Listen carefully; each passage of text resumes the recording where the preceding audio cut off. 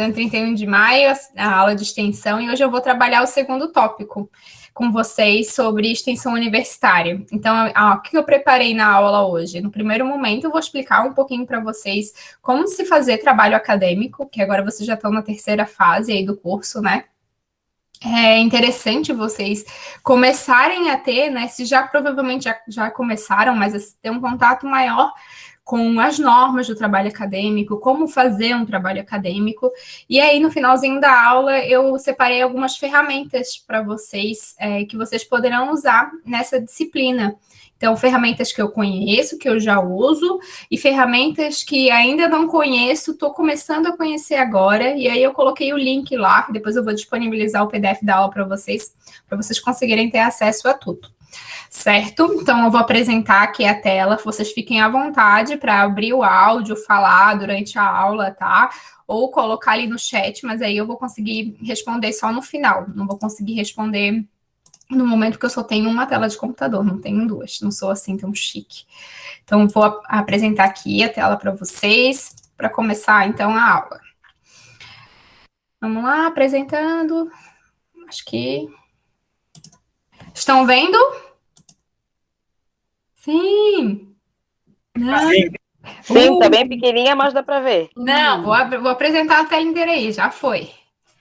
Então, como eu falei, primeiro a gente vai falar sobre a estrutura do trabalho acadêmico. E por que é importante vocês saber sobre a estrutura do trabalho acadêmico?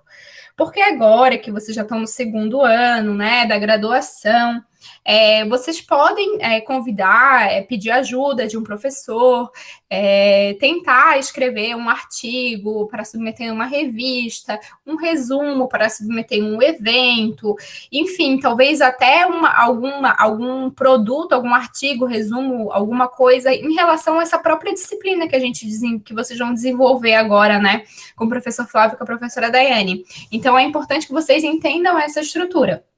Além disso, né, é o primeiro passo, eu acho, porque terão outras disciplinas que vocês vão aprender e estudar, né, a estrutura do trabalho acadêmico, a estrutura de um projeto, a estrutura de um TCC, e a estrutura se assemelha muito entre todas essas formas de trabalho acadêmico, né, artigo, projeto de pesquisa, projeto de extensão, trabalho de conclusão de curso. A estrutura desses tipos de trabalho, eles são muito semelhantes. Então, vamos começar. E aí, a primeira pergunta que eu faço, né, como começar um trabalho científico? Aí vocês devem estar aí pensando, não sei. Como começar a fazer um trabalho científico, eu tenho certeza que vocês sabem, porque qual é o primeiro passo de fazer qualquer trabalho que um professor peça, ou um trabalho que vocês fizeram lá na disciplina de anatomia? Qual é o primeiro passo de um trabalho, de um assunto que vocês não sabem nada? Então, vou estudar sobre, não sei, efeito da radiação ionizante na mucosa oral da boca, ali a mucosa oral da boca, né? Eu não sei nada sobre esse assunto. A primeira coisa que eu vou fazer é pesquisar. Então, a primeira etapa da produção de qualquer trabalho científico, de qualquer trabalho acadêmico, é pesquisar em se inteirar do assunto, né? Estudar o assunto, saber o que esse assunto se trata. E aí eu trouxe algumas ferramentas, né? Porque quando você vai procurar, eu tenho certeza que você vai lá no seu navegador de busca, também chamado de Google, né? E você vai digitar aquilo que você quer procurar. Efeito da radiação ionizante na mucosa oral. E aí, provavelmente, vai aparecer o primeiro aqui, que é o Wikipédia, né? O Wikipédia é uma ferramenta boa para pesquisar? Não é uma ferramenta boa para pesquisar. O Wikipédia não é legal quando a gente vai fazer algum trabalho acadêmico, algum trabalho da faculdade. Não é legal o Wikipédia, Brasil Escola, tem outros lá, Mundo Vestibular, enfim, né? São sempre os primeiros que aparecem lá no Google. A gente tem algumas ferramentas de busca que são específicas para quando a gente está procurando um trabalho acadêmico, quando está procurando um artigo, um TCC, uma dissertação, enfim. Então, um trabalho que a gente pode confiar mais nos resultados. E uma ferramenta que vocês podem usar, que é legal, que é interessante, é a melhor? Não, não é a melhor, mas é legal, é boa. É o Google Acadêmico. Então, vocês podem pesquisar no Google Acadêmico. Como eu faço para achar esse link do Google Acadêmico? Basta digitar lá na ferramenta de busca Google, digita Acadêmico e vai ser o primeiro link que vai aparecer. O Google Acadêmico ele vai fazer um resgate de artigos, de TCC, de resumos enviados para evento,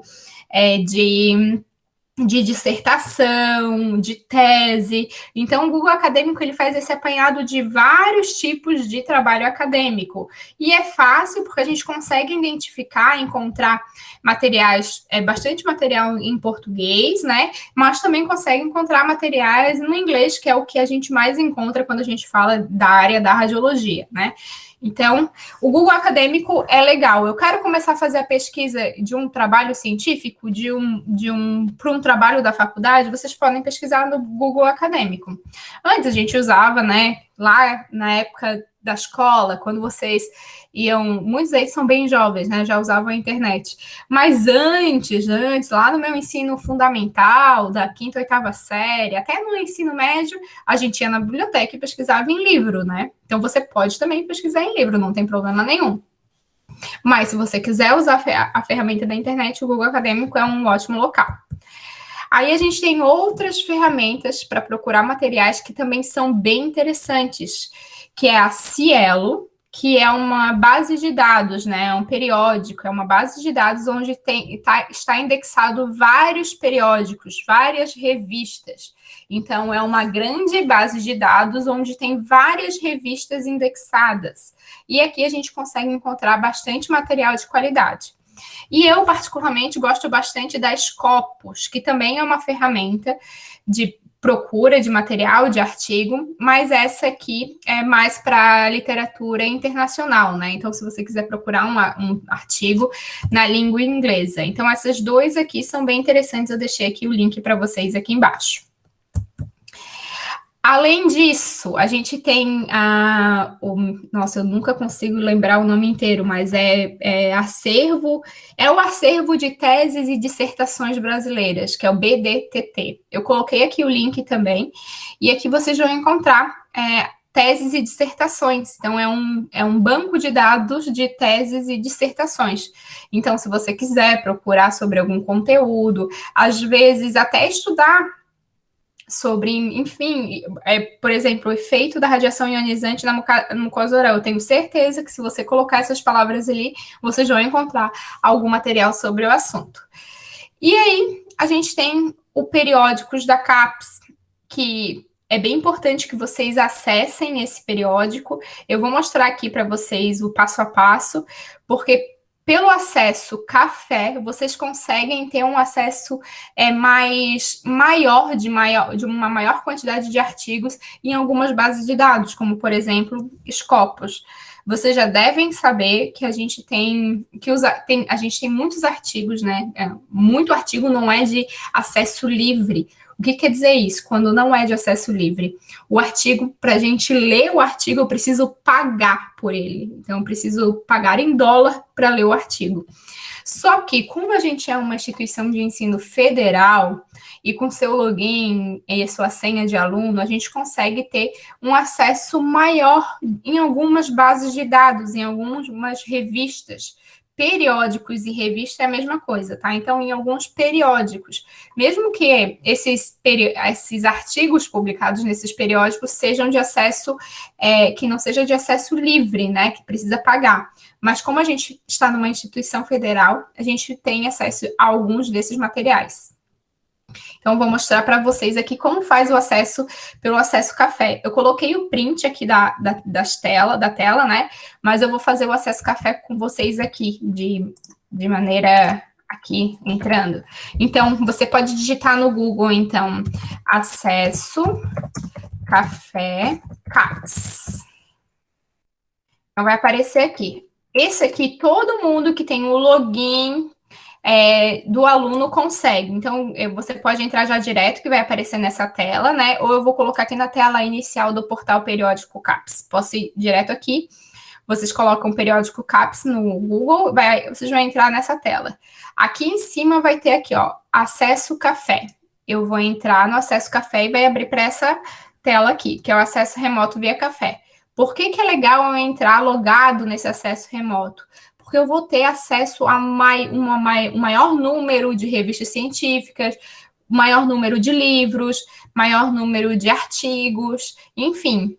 Então, a gente consegue ter um acesso maior a materiais. Então, aqui no acesso café, eu vou colocar o nome, a minha instituição, que é o IFSC, e aí vai aparecer, IFSC. Eu vou enviar. E aqui já está com o meu login, com a minha senha, né? Então, vocês vão digitar o seu login de aluno e a sua senha de aluno. Vou ser sincera, às vezes não funciona, tá? E aí precisa ver, ver o recado que dá e tentar mandar um e-mail para a coordenação, enfim, para ver se a gente consegue resolver. Mas aqui, ó, o meu, já como eu entro sempre, o meu tá funcionando. Então, eu vou entrar aqui no Acesso Café e aí eu vou estar logada com a rede IFSC, né? Já apareceu aqui que eu estou logada com a rede IFSC. Vou aceitar isso aqui, que sempre pergunta. E agora vai aparecer aqui, ó, que eu estou logada no Acesso Café. E aí eu consigo, ó, acesso para o Instituto Federal de Santa Catarina. E aqui eu consigo buscar um assunto e eu vou colocar aqui, ó, radioterapia. E vai buscar tudo que tem sobre radioterapia aqui no periódicos CAPES. Eu posso, um texto sobre radioterapia, eu posso refinar essa pesquisa por artigos, teses, livros, artigos de jornais. Eu posso buscar por periódicos, que são revistas científicas. E aí eu gosto sempre de mostrar Scopus. Então, vou vir aqui no S, vamos ver se vai aparecer. Scopus. Poxa, não vai...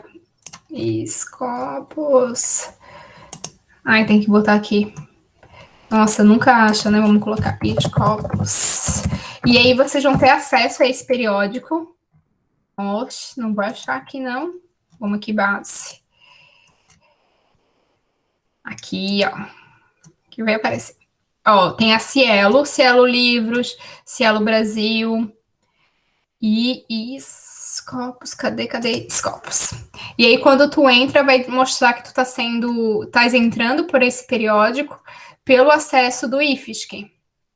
E quando tu acessa pelo IFSC, tu consegue ter acesso a mais artigos, né? Então, tem acesso livre a um maior número de artigos que, se você não entrasse pelo IFSC, provavelmente eles seriam pagos. Então, é importante que quando vocês façam pesquisas, sempre entrem logado aqui no portal Periódicos. Tentem depois, vejam se vocês conseguem acesso, vocês vão conseguir buscar tanto artigo quanto livro. Então, é bem importante que vocês conheçam essa ferramenta. Então, mas eu coloquei aqui, né, o passo a passo, que é entrar no login Acesso Café, e aí colocar o seu login e sua senha de aluno, né, aquele e-mail de vocês que é @ifsc.aluno, né, aluno.ifsc. Não vou lembrar o login de vocês, mas é alguma coisa assim. Então, é interessante que vocês sempre acessem o Acesso Café para ter um acesso maior, né, mais ilimitado de material.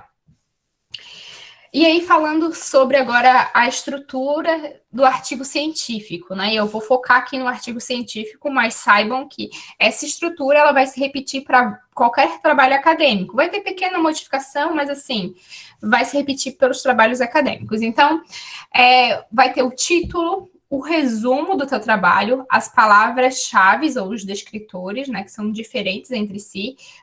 Algumas revistas pedem que palavra-chave e outros pedem que sejam descritores. Existe uma diferença entre esses dois termos. Aí, a introdução, a metodologia. A metodologia ela pode ser chamada também de materiais e métodos. Resultados, discussões e conclusão ou considerações finais. Então, essa é a estrutura de um trabalho acadêmico. E aí eu vou falar sobre cada um desses subtópicos, né, de um trabalho acadêmico.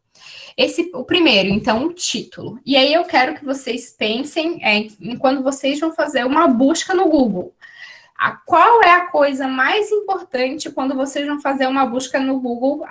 O que vocês leem primeiro é aquele título, né? Seja o título de uma entrevista, o título de uma reportagem.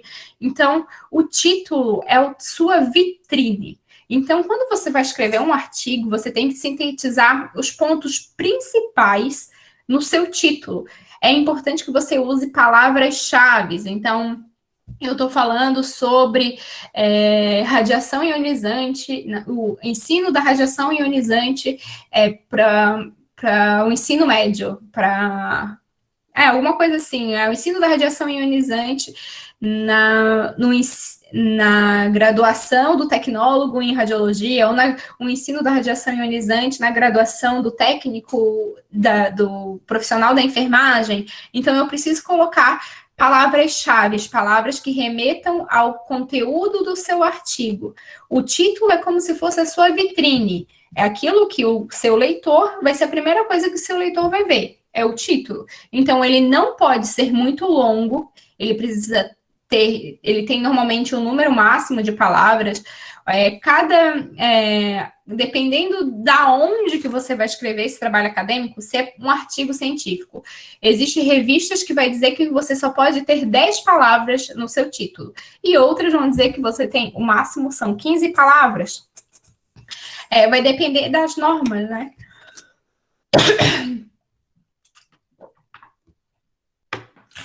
Sem voz já. Então, vai depender das normas do lugar onde você vai submeter. Então, o título, ele precisa facilitar a busca. Então, você precisa colocar palavras que remetam ao conteúdo do seu trabalho. O resumo, ele precisa apresentar os principais pontos do trabalho. E quais são esses principais pontos? É justamente essa divisão. Meu Deus, hein? Introdução, metodologia, resultados de discussões e conclusão. Então, o resumo, ele precisa ter esses principais tópicos, né? E o resumo, ele também, algumas revistas científicas, elas têm alguns critérios que precisam ser atendidos no resumo. Por exemplo, o número máximo de palavras. Então, quando você vai escrever um resumo, algumas vezes você precisa conferir qual é o número máximo de palavras daquele local onde você vai submeter, seja um artigo, um resumo expandido, ou, enfim, um TCC, uma dissertação. Sempre há essa regra de número de palavras, e a gente precisa estar atento a isso. Por quê? Vamos supor aqui, eu estou procurando ali um trabalho sobre radioterapia, o título me chamou a atenção, eu acho que era aquilo que eu estava pesquisando. E aí, a segunda coisa que o teu leitor vai fazer, ele vai ler o teu resumo. Então, o resumo, ele precisa trazer os principais pontos do teu trabalho, ele precisa evidenciar, ele precisa conquistar o teu leitor, conquistar essa pessoa para que ela leia o seu trabalho todo na íntegra, né? Para que ela acesse o seu trabalho, para que ela conheça aquilo que você fez. Então, um resumo é onde você vai conquistar o leitor. Por isso que ele não pode ser tão longo, ele deve ser curto, mas ele deve trazer alguns critérios específicos. Então, precisa ter uma linha, uma frase de introdução, trazer qual é o objetivo geral da sua pesquisa, como você fez essa pesquisa, os principais resultados e a conclusão. E aqui eu trouxe um exemplo de resumo, né? Então, o resumo, ele precisa seguir uma estrutura. Algumas vezes, inclusive, essa estrutura ela é posta nas próprias regras da revista. Então, aqui eu trouxe um artigo.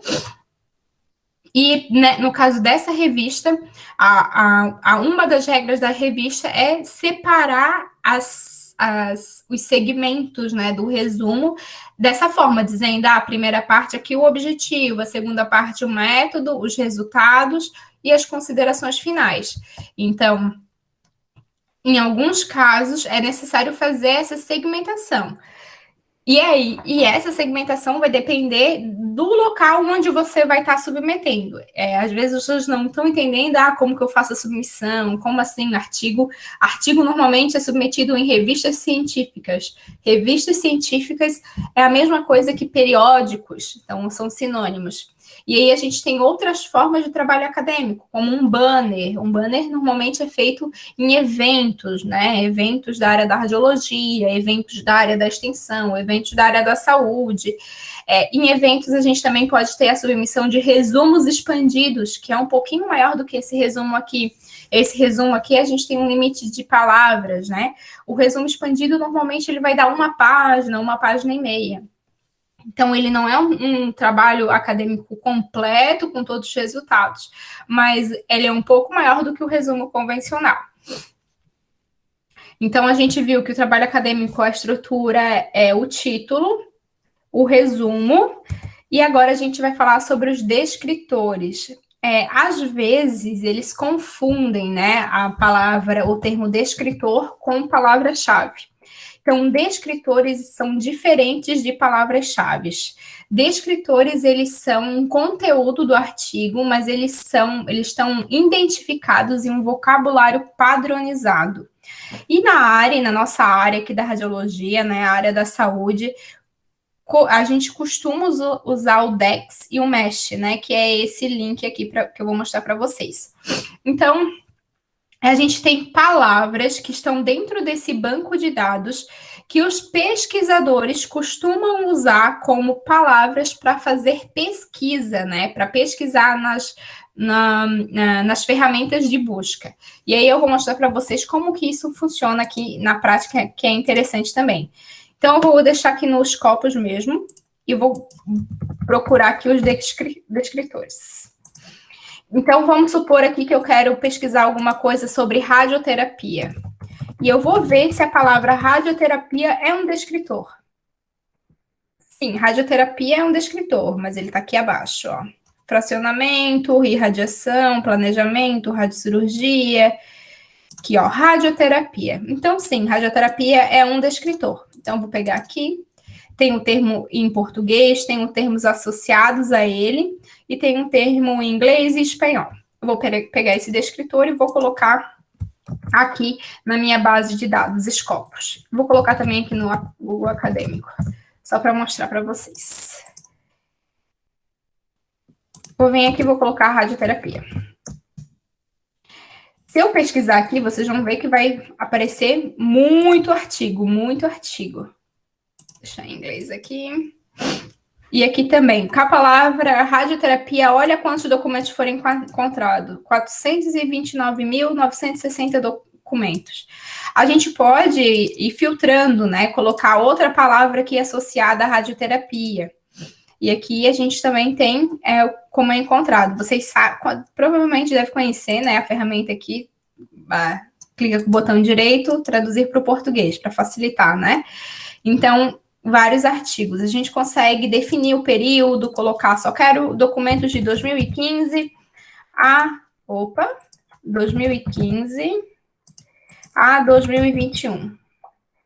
E aqui eles vão refinar essa busca e vão deixar só os documentos, os artigos mais recentes.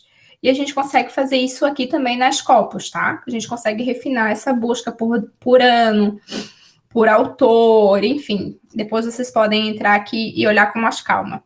Mas o que eu quero mostrar para vocês é que nem todas as palavras que a gente acha que é um descritor é um descritor. E aí eu vou mostrar para vocês aqui. Vamos ver se tecnólogo em radiologia. Eu acho que não é um descritor.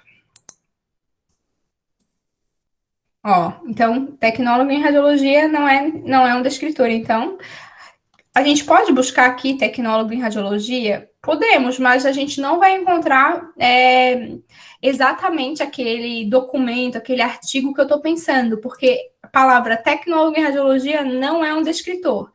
Então, eu estou escrevendo um trabalho sobre o ensino de anatomia para os tecnólogos em radiologia. Eu não posso usar a palavra tecnólogo em radiologia como um descritor, porque ela não está indexada aqui nesses descritores de ciência, nos DEX.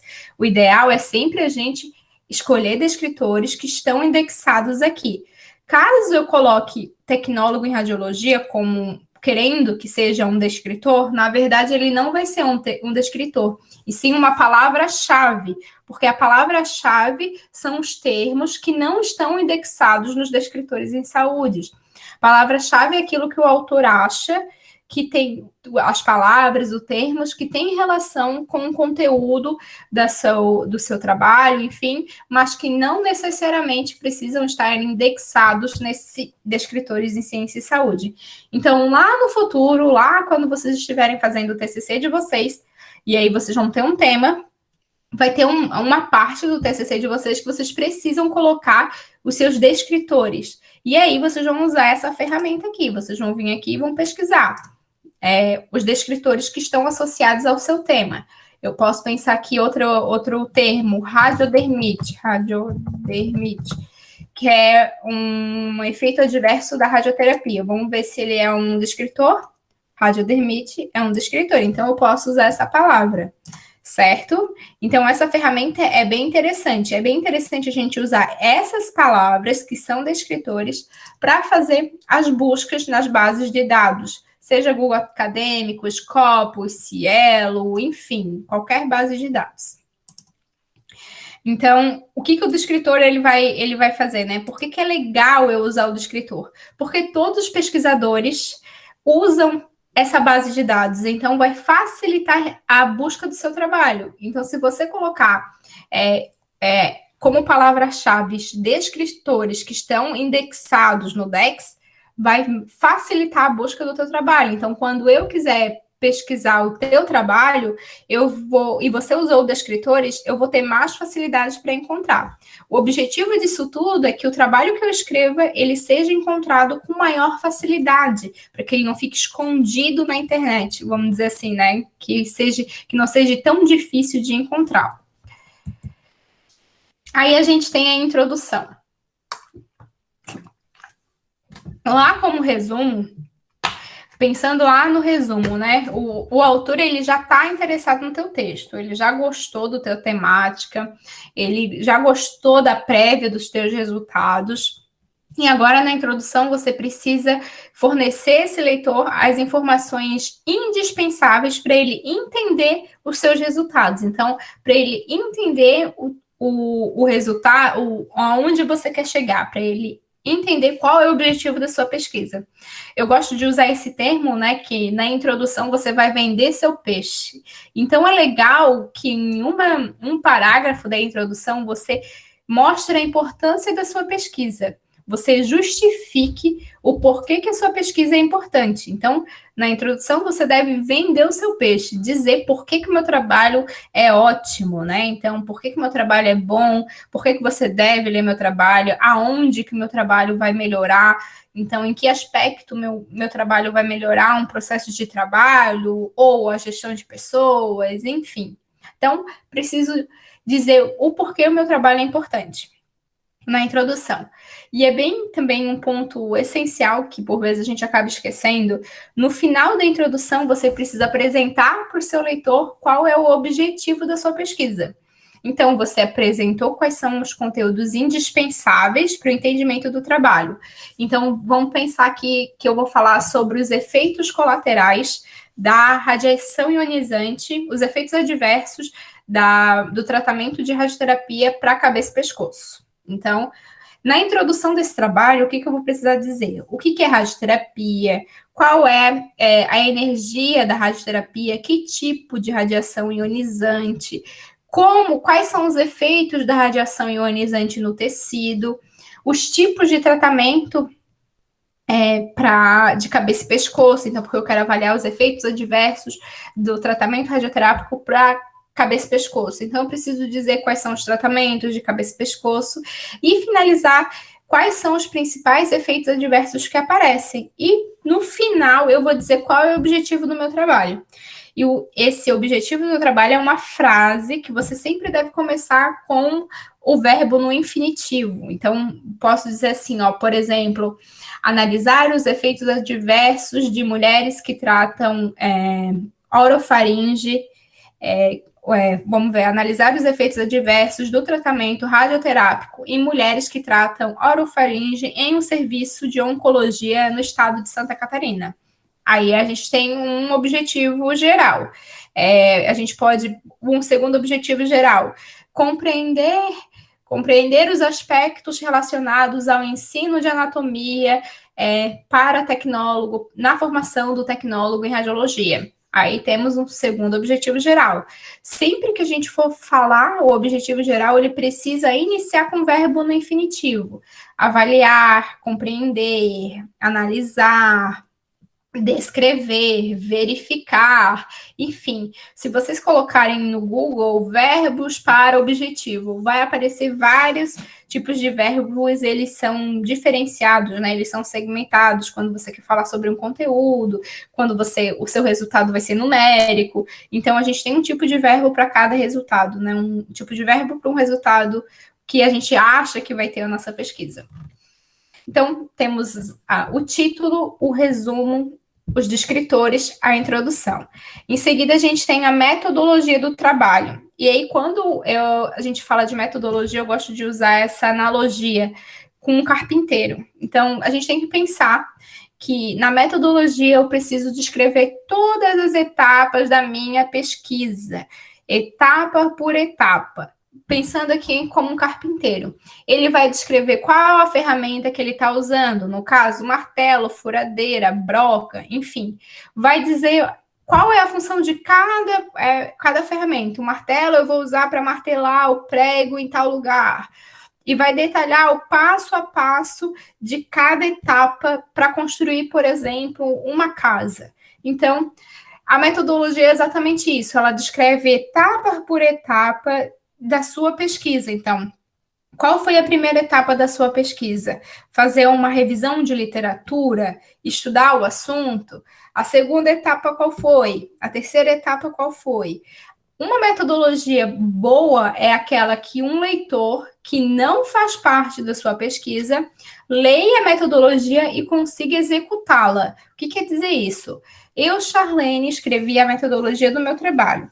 Aí a dona Maria pegou o meu trabalho e leu a minha metodologia e conseguiu fazer o mesmo trabalho que o meu, só lendo a minha metodologia, porque ela estava bem detalhada, então, etapa por etapa.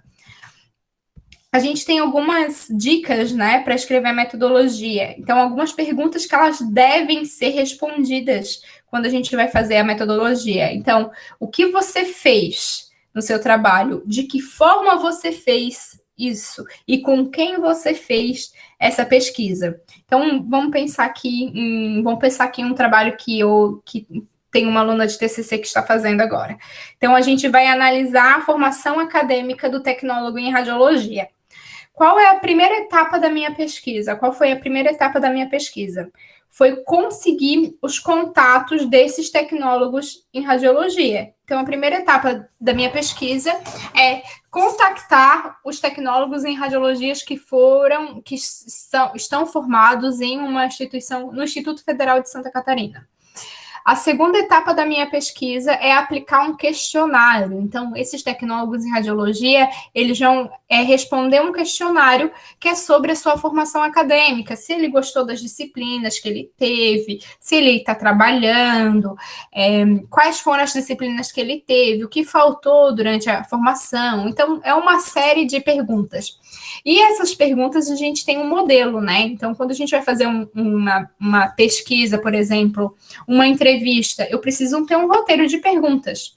Ou quando eu vou fazer, por exemplo, essa pesquisa de campo, né? Que alguém vai responder para mim um questionário. Eu preciso ter esse questionário bem feito, bem organizado.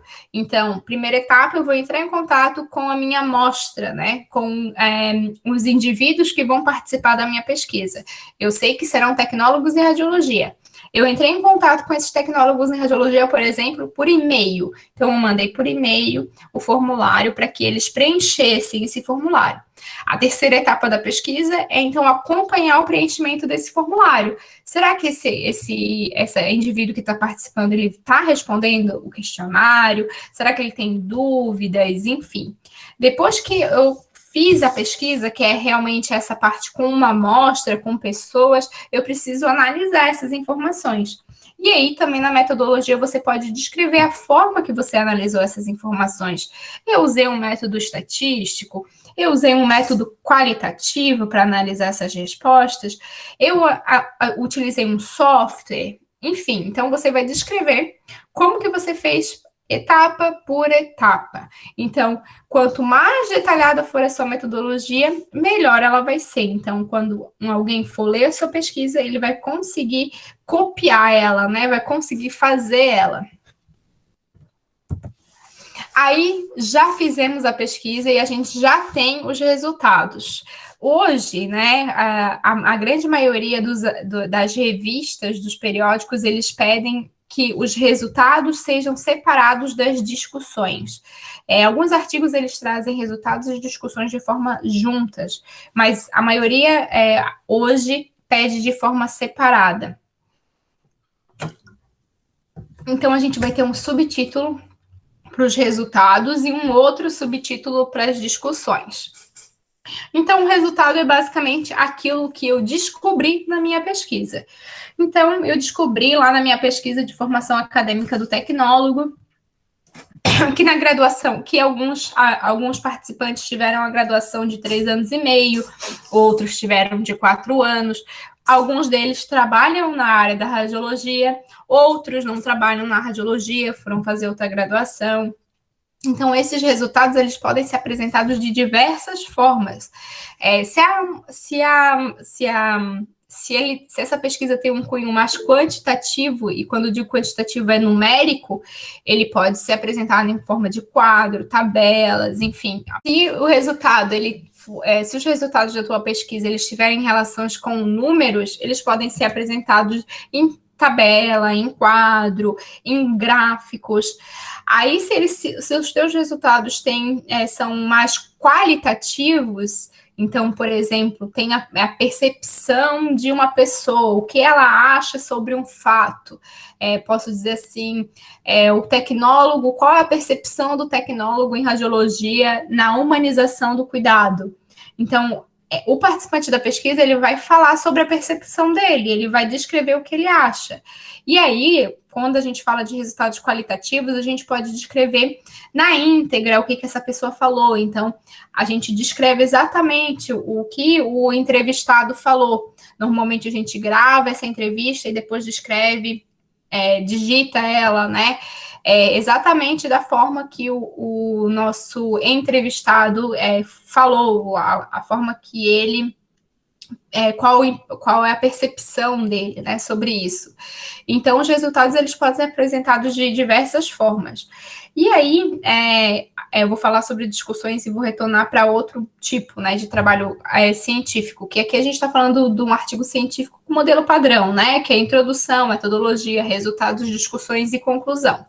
Mas a gente tem os relatos de experiência, que é um pouquinho mais diferente, que cabe quando a gente faz uma ação de extinção. Mas vamos voltar aqui para os resultados, e aí depois eu falo um pouquinho dele. Então, o resultado é o resultado da sua pesquisa, o que você encontrou fazendo uma pesquisa com uma entrevista, aplicando um questionário, fazendo um teste, um controle de qualidade. Então, o resultado do controle de qualidade, isso é o resultado da sua pesquisa. E as discussões, a gente vai tentar mostrar para o leitor o que esses resultados significam. Como que a gente vai fazer isso? Eu, Charlene, acho que as discussões é uma das partes mais difíceis do trabalho acadêmico. Porque você precisa pegar o que você encontrou e relacionar com outro autor. Então, fazer uma relação dos resultados para reiterar ou não se o teu resultado foi significativo. Então, eu tive um resultado, vamos pensar em dose. A gente fez uma análise de dose nos exames de tomografia computadorizada de abdômen. Então, fiz uma análise em um hospital da dose, fiz a dose média de todos os exames de pacientes de 60 a 70 quilos, com a mesma faixa etária, com o mesmo biotipo, e eu tive ali uma dose média. Uma dose média dessa tomografia computadorizada de abdômen. E aí, vamos supor aí, sei lá, pouco aí, 10 Gray. A dose dessa tomografia de computadorizada de abdômen. Esse foi o meu resultado final. E aí eu vou olhar em outras pesquisas, em outros artigos, qual foi o resultado de pesquisas semelhantes à minha. Então, lá na Indonésia, teve um pesquisador que também analisou a dose da tomografia computadorizada para adultos com o mesmo biotipo que o meu. Só que o resultado dele foi de 5 Gray. Qual é essa relação? Por que a dose dele, por que o meu resultado foi 10 e o resultado dele foi 5? Eu preciso confrontar os meus resultados com a literatura. Então, na discussão, no item discussões, a gente confronta o resultado que eu tive na minha pesquisa com o resultado que está posto na literatura. Eu penso que essa seja uma das partes mais difíceis, porque eu preciso ter muita leitura para conseguir fazer essa relação do meu resultado com o resultado de outros autores. Então, eu preciso ter bastante leitura para que conheça várias pesquisas e que depois, sim, eu consiga fazer essa relação do que vem sendo encontrado na literatura com o meu resultado. Então, eu acho que essa parte é mais difícil. Sobre os relatos de experiência, né? O relato de experiência, normalmente, é quando o autor, ele traz ele basicamente relata a sua experiência de uma ação de extensão. Ele também é um tipo de artigo científico e, normalmente, ele não tem esse subtítulo resultados e discussões. Aí, em algumas revistas, a gente tem a submissão aberta só para relato de experiência. E aí, o resultado e as discussões desse relato de experiência é basicamente falando, né, como que essa ação foi desenvolvida. Vamos supor aqui, se a gente for fazer um relato de experiência dessa disciplina. Vocês vão descrever ali nos resultados desse artigo, vai ser as etapas que vocês fizeram, né? Então, inicialmente, vocês encontraram o problema que vocês queriam solucionar. Qual que era o problema? Vocês querem traduzir informações referentes à proteção radiológica nas diversas especialidades da radiologia. Então, esse foi o problema, que a gente não tem esse material em português. Então, qual foi a primeira etapa? Foi encontrar os materiais para traduzir, para fazer de uma forma diferente, né? Para produzir um outro tipo de material. Então, esse foi o start da ação de extensão de vocês. E, em seguida, como que vocês fizeram essa tradução? Vocês seguiram tiveram a ajuda de um professor de inglês, um professor especialista na área? Depois, quais foram as ferramentas que vocês usaram para fazer esse novo produto? Vocês fizeram em forma de vídeo? Fizeram um cartaz? Fizeram um folder? Então, no relato de experiência, vocês vão escrever etapa por etapa. É como se fosse uma metodologia, né? Então, vocês vão escrever etapa por etapa da ação de extensão de vocês. E aí, a gente não teria esse subtítulo resultados e discussões. Finalizando, então, a parte da estrutura do artigo. A gente viu título, resumo, descritores, introdução, metodologia, resultados, discussões, conclusão ou considerações finais, né? Considerações finais é quando a gente faz uma pesquisa com uma vertente mais qualitativa. Então, normalmente a gente usa essa nômina quando é uma vertente mais qualitativa e conclusão quando o meu resultado é mais numérico, né? Então, a gente tem essa pequena diferença que, às vezes, a revista que tu vai submeter, ela traz essa diferenciação. Então, lá na conclusão, você vai retomar, você vai trazer o seu objetivo geral. Você vai dizer se você alcançou ou não esse objetivo geral. Então, eu coloquei que eu queria analisar a dose de tomografia, de protocolo de tomografia de abdômen em um adulto padrão. Eu consegui analisar essa dose? Sim, não? Então, eu preciso retomar esse objetivo geral. É legal também sintetizar os principais pontos do trabalho. Eu consegui sim alcançar o objetivo geral, mas eu percebi que tinha muita variação entre dose, entre paciente, entre homens e mulheres, ou que a dose era padronizada, que não houve muita diferença. ou que os protocolos de tomografia computadorizada mudavam muito de um serviço para o outro. Então, você vai sintetizar aquilo que foi mais marcante na sua pesquisa. E também é sempre legal você colocar recomendações para trabalhos futuros. E aí, dizer o que faltou na sua pesquisa, quais foram as limitações do seu estudo e sugerir novos estudos, né? E já sanando quais foram as dificuldades que você encontrou e sugerindo outras pesquisas que não tenham essa dificuldade, né? Então, eu fiz uma pesquisa, vamos voltar lá para a pesquisa dos tecnólogos em radiologia. Eu achava que eu teria uma amostra, teria 100 tecnólogos de radiologia que responderiam o meu questionário. Mas, no fim das contas, estava no momento de pandemia e apenas 20 pessoas responderam o meu questionário. Isso pode ser uma limitação de estudo, né? Uma amostra muito pequena, poucas pessoas responderam o meu questionário. É uma limitação. E então, uma das minhas sugestões poderia ser: sugiro que o questionário seja aplicado com pelo menos 500 indivíduos, que tenha uma amostra maior para ser mais representativo. Então, a gente pode identificar a limitação do nosso estudo e recomendar outros trabalhos. E, por fim, as referências. Então, as referências, a referência ela vai mudar muito, né, de que local onde você vai submeter. Então, se for uma revista, vai ter uma formatação. Se for um TCC, tem uma formatação. Então, a radiologia tem uma formatação diferente para referência. Então, a gente tem uma norma para referência para o TCC de radiologia. Nós temos uma norma para referenciar a dissertação do mestrado em proteção radiológica. Então, uma revista X vai ter uma norma, a revista Y vai ter outra, o evento X vai ter uma norma, o evento Y vai ter outro. O que a gente precisa fazer, né?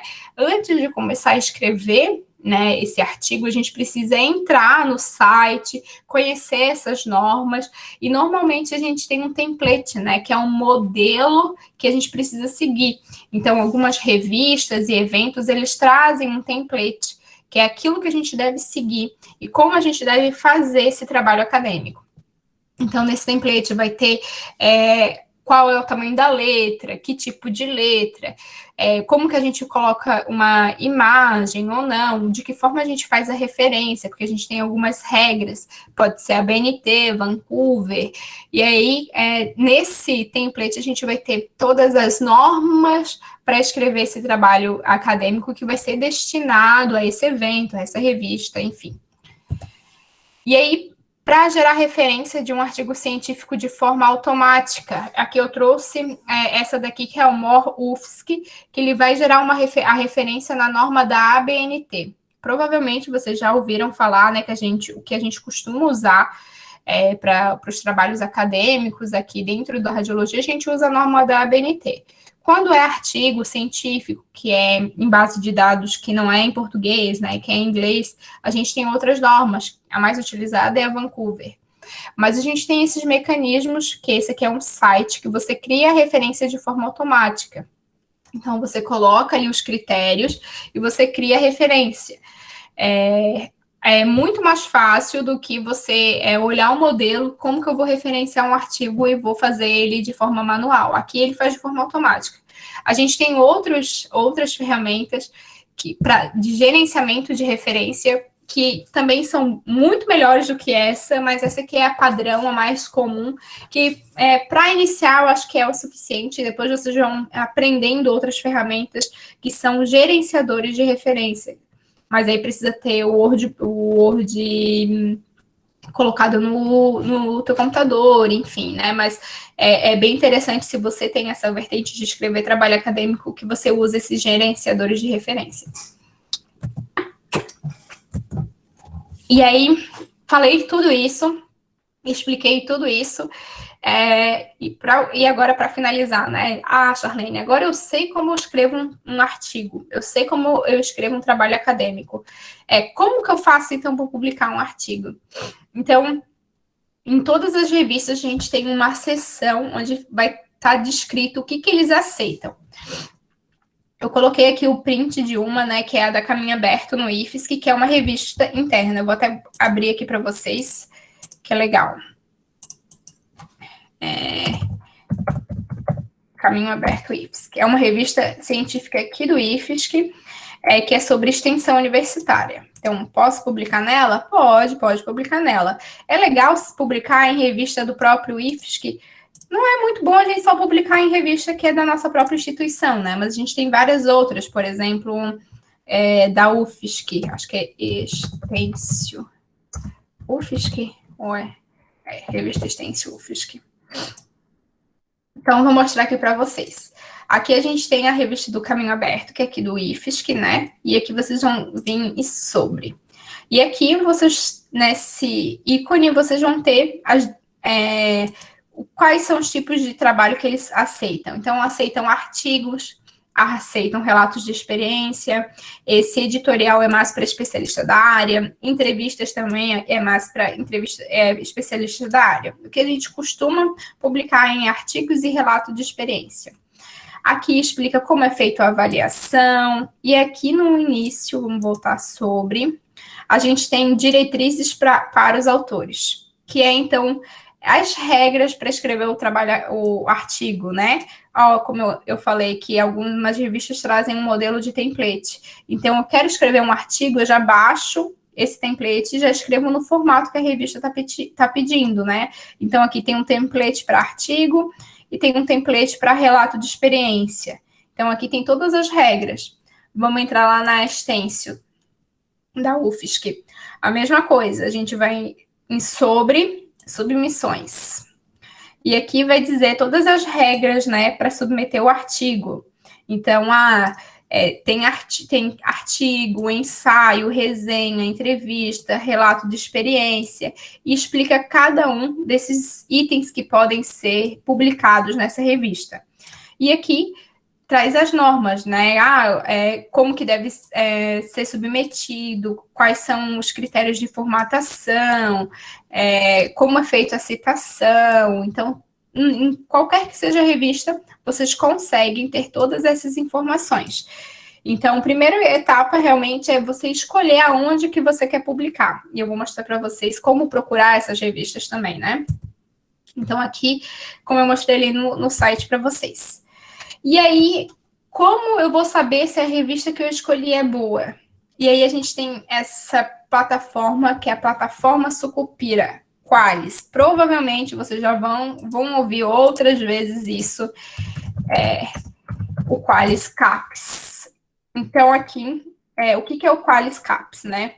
O Qualis é uma forma que o Ministério da Educação, né, que a CAPES tem para avaliar as revistas científicas. Então, a gente vai sempre escolher essa classificação mais recente, e aí a gente vai escolher a área de conhecimento, né? A área da radiologia, ela está dentro da medicina 2. Então, aqui eu vou pesquisar revistas específicas da área da radiologia. E aí, esse critério de classificação, ele vai de A a C, onde A é a melhor revista, A1, e C é a pior revista. Não quer dizer que não vou publicar em C. Não é isso. É que essa avaliação, esse Qualis da CAPES, ele leva em conta vários critérios, várias regras, né? E aí, às vezes, a revista acabou de nascer, a revista tem 1 ano. Não tem como ela já iniciar com o Qualis A1. Então, elas vão subindo de nível, né? À medida que o tempo vai passando. Então, vou colocar aqui que eu quero uma revista B3. E eu vou consultar ela aqui. E aqui vai aparecer todas as revistas que estão dentro da Medicina 2, né, onde tem a área da radiologia, e o Qualis B3. Qualis B3 é uma categoria legal. Aí, as revistas de extensão, elas não estão dentro da Medicina 2, né, mas a gente pode publicar ações de extensão. Por exemplo, essa daqui, a Caminho Aberto, eu acho que ela vamos ver se ela tem um Qualis nela aqui na primeira página. Não. Nessa capa aqui, ela tem um Qualis bom, essa revista. Aqui, ó, Qualis Indexação. Ó. Em cada área, ela tem um Qualis diferente. Ó, biodiversidade, vamos ver qual que ela tem. Ciências agrárias, matemática, literatura, interdisciplinar. Então, para cada área, ela tem um Qualis diferente. E essa revista, ela já tem bastante tempo. E mesmo assim, ela tem, ó, saúde coletiva, o Qualis é só C. Mas em alguns, o Qualis é um pouquinho maior, B4, B5. Então, para cada área, a gente tem um Qualis diferente. Tem aí um movimento que a gente vai ter um Qualis único, né? Mas ainda não está não está posto aqui na plataforma, que dizem que é o Qualis 2020, né? Então, se a gente colocar no Google Qualis CAPES 2021, ó, já tem até aqui. Sempre tem um PDF com a nova classificação das revistas. Então, se vocês quiserem pesquisar alguma revista para publicar, vocês podem até olhar nesse PDF, que é o que parece que será a nova classificação. Mas até agora ainda não tem nada publicado no site da CAPES, né? Mas então a gente pode pesquisar aqui, extensão, vamos colocar. E aí vai ter várias revistas da área da extensão, ó. Extensão A3, bem bom. Caminho Aberto, ó, a do IFSC. A4, agora ela é nesse Qualis unificado. Extramuros, B2. Então, a gente tem Extensio aqui da UFSC, B2. Então, vocês podem, caso vocês tenham interesse de pesquisar, vocês podem pesquisar nesse PDF aqui também. São várias revistas, e aí a gente tem o Qualis, a classificação. Lembrando que o A é o melhor e o C é o pior. Então, vocês podem pesquisar tanto que aqui é o que está vigente no momento, e aquele PDF que eu mostrei é o que parece que vai mudar daqui para frente. E aí, o que eu sugiro que vocês participem, né? Sugiro fortemente que vocês participem dos eventos, congresso, webinar, seminários, enfim. Todos esses eventos, eles possuem uma área de submissão de trabalhos, e esses trabalhos podem ser resumos, infográficos, vídeos, enfim, hoje, depois da pandemia, eles abriram, assim, um leque de tipos de trabalho científico que pode ser feito. Eu coloquei aqui o CEUS, que é um evento de extensão, o Congresso Brasileiro de Radiologia e o Congresso da Sociedade Brasileira de Radioterapia. Se vocês buscarem no Google, vai ter uma série de eventos da área da radiologia, eventos da área do ensino, eventos da área da extensão, eventos da área da tecnologia, que talvez vocês possam participar. Eventos de outros institutos federais, vocês podem pesquisar, eventos de universidades. Esses eventos sempre possuem uma área de submissão de trabalho, e esses trabalhos, eles costumam ser mais simples, né? Aqui eu trouxe um exemplo de um evento que eu vou participar, que eu submeti esse ano, e eu achei muito interessante. A primeira vez que é um evento de extensão espanhol, a primeira vez que eu vi uma submissão que, além do resumo, que sempre tem o resumo, teve a submissão de infográfico, a submissão de vídeo e a submissão de até podcast. Então, eu fiz uma ação de extensão em uma disciplina e os alunos desenvolveram o podcast. O meu trabalho pode ser um podcast desse que os alunos desenvolveram. Então, dentro desse site, desses eventos, sempre tem uma aba onde é as modalidades de participação do evento científico, né? E aí também tem o regramento, né, de cada um desses critérios, de cada um dessas modalidades. Eu vou mostrar aqui para vocês, vamos ver se tem da Semana Nacional de Ciência e Tecnologia, IFSC, que vocês podem participar. Semana Nacional de Ciência e Tecnologia, IFSC. Então, vocês podem participar desses eventos da própria instituição. Campus Florianópolis. Vamos ver se tem alguma coisa aberta ainda. Aqui, ó. O site. Se eu consigo mostrar para vocês. Sim. Então, aqui é o site do evento, da Semana Nacional de Ciência e Tecnologia do ano passado. E aí tem aqui, ó, atividades, comunicação científica, e provavelmente nesse item tem as regras para participar. Que já está colocado, né? Foi o que foi publicado na época. Então, aqui foi o que foi feito. Edições anteriores, os trabalhos que foram feitos anteriormente, eles são publicados em documento, né? E aí se você pesquisar, você vai ter lá o seu nome como resumo, enfim. Então, eles são sempre publicados, os trabalhos que são apresentados na Semana Nacional de Ciência e Tecnologia. Vamos pesquisar aqui o congresso. Já sei, vou botar aquele que está com inscrições abertas. Aí eu consigo mostrar para vocês. Então, o que eu submeti, que é o de extensão. Congresso Latino-Americano e Caribenho de Extensão e Ação Social. Então, esse é o site do congresso, e aí vai ter aqui, submissões. E aí, no ícone submissões, vai ter quais são como submeter o seu trabalho, né? Aqui, como já passou o prazo de submissão, vai ter quem faz a avaliação do trabalho.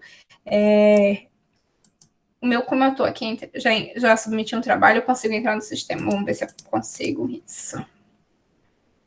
E vou mostrar aqui para vocês, E aí, então, a gente consegue fazer a proposta do trabalho.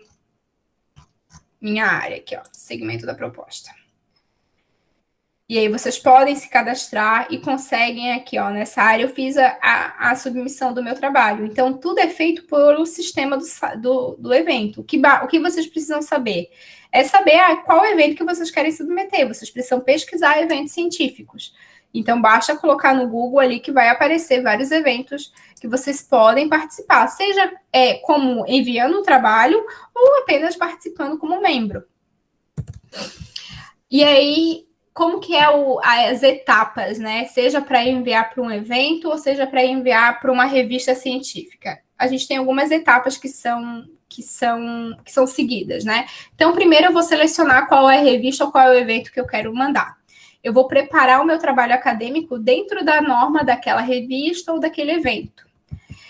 Depois que ele estiver finalizado, eu vou submeter no sistema. Então, tem um sistema para submissão da revista, um sistema para submissão do evento. Depois que submetido, esse meu trabalho ele passa por avaliação de especialista. Então, não é só submeter e que está aprovado. Não. Alguns especialistas da área vão fazer a avaliação desse seu trabalho. Ele pode ser rejeitado, ou ele pode ser aceito, ou ainda aceito com correções. Então, normalmente ele é aceito com correções. Dificilmente a gente tem um trabalho aceito logo de primeiro.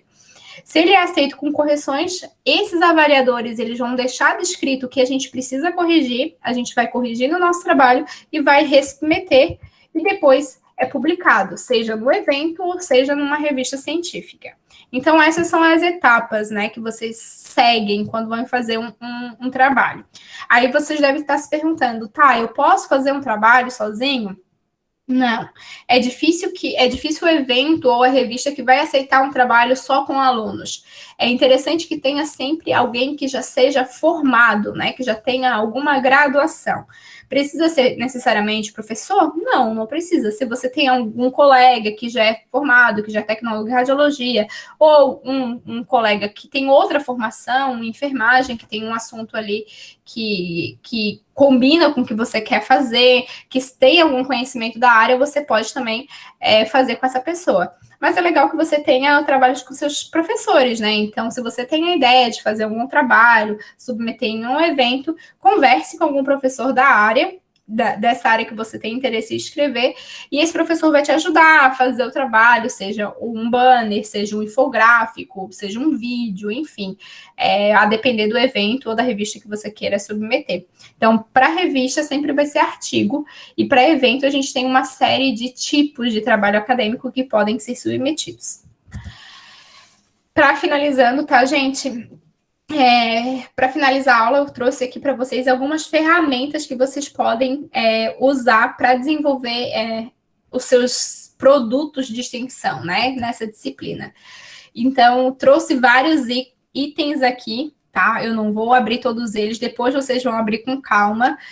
Eu, particularmente, gosto muito do Canva, porque o Canva, a gente consegue criar conteúdo visual, então a gente consegue criar banner, a gente consegue criar infográfico, cartaz, e o Canva também permite a gravação de vídeo. Então, muito bom o Canva. O Infogram é bem interessante porque ele cria infográficos e relatórios. Então, aquele gráfico que a gente está acostumado a ver lá no Excel, né? O Infogram ele consegue criar um gráfico mais atrativo. Então, é bem legal o Infogram. Esse aqui eu vou abrir para vocês porque eu acho que vocês podem utilizar ele. Que ele cria... deixa eu ver só o nome aqui que ele coloca, né? Pôster multimídia interativo. E esse eu achei genial, porque você cria um banner, um cartaz, e você consegue colocar links, consegue colocar vídeos, consegue colocar áudio em um banner. Então, a gente consegue incluir vários tipos, né, de tecnologia de comunicação em uma única imagem. Então, essa ferramenta é muito, muito, muito legal mesmo. Eu confesso que ainda não utilizei ela, mas ela me parece ser bem interessante para o que vocês estão pensando, né? Então, vocês podem fazer um pôster desse multimídia e colocar áudio, colocar imagem, colocar vídeo, tudo por link, tudo linkado. Então, essa aqui é uma ferramenta bem legal. E aí a gente tem as ferramentas de criação de vídeos animados com personagem. Eu aposto que vocês já viram aquele vídeo de bonequinho falando, né? Vídeos animados, ou aquele vídeo da mão, que tem vários no YouTube, né? Deixa eu só abrir esse aqui. Esse aqui é bem interessante. Videoscribe. Ele é pago, mas a gente tem outros tipos dele que são parecidos, esse também. Ele é o mesmo modelo, né? Que é esse vídeo com a mão, e aí você escolhe algumas figuras, a gente tem algumas figuras padrões, a gente consegue escrever texto. Então, essa ferramenta é bem legal para aquele tipo de tela branca, né?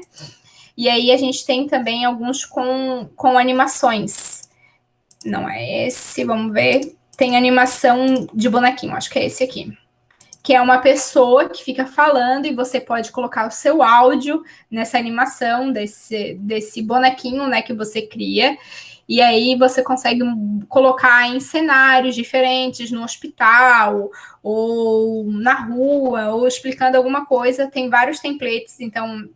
nesse modelinho aqui, ó, a gente cria um bonequinho e a gente pode colocar com o nosso áudio ou apenas escrever. Então, tem várias ferramentas, eu coloquei o link de algumas ali para vocês, que vocês podem usar. Todas elas são pagas, mas a gente tem a gente pode usar gratuito por um período em algumas delas. Então, você tem uma avaliação de 7 dias, 8 dias, e tem algumas ferramentas que é por limitação de tempo. Então, eu posso fazer um vídeo de até 2 minutos, que é gratuito.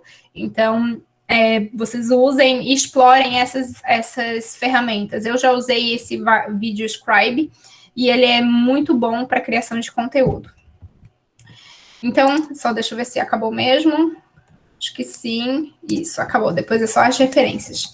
Então, eu trouxe algumas ideias, né, para vocês agora no final da aula, que vocês podem usar aí na criação dos conteúdos de vocês aqui, né? O que vocês vão a depender do que vocês vão desenvolver, vocês podem usar algumas dessas ferramentas. Eu coloquei o link ali, então depois eu vou disponibilizar a aula para vocês ali no Moodle, e aí vocês conseguem explorar. Mas a minha dica é que vocês explorem o máximo que vocês conseguirem dessas ferramentas aí que estão à nossa disposição. Certo?